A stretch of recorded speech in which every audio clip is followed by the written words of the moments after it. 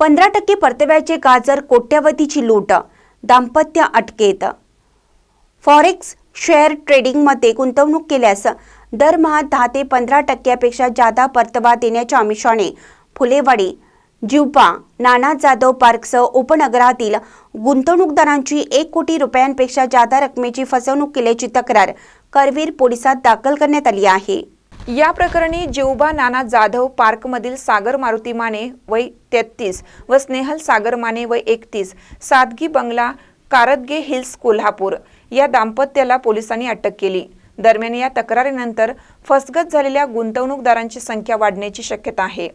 फसवणूक झाल्याचे निदर्शनास येताच अनेक वयोवृद्ध गुंतवणूकदारांसह महिलांनी करवीर पोलीस ठाण्यासमोर मंगळवारी सकाळी आक्रोश केला।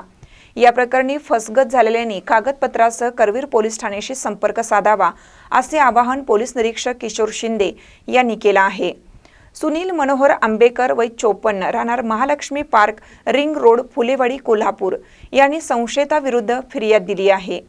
महाराष्ट्र ठेवीदार ग्राहक संरक्षण MPID कायद्याअंतर्गत संशयित सागर माने व स्नेहल माने विरुद्ध गुन्हा दाखल केल्याचे पोलिसांनी सांगितले। ताज्या बातम्यांसाठी महान करेला सबस्क्राइब करा आणि बेल आयकॉनला क्लिक करा।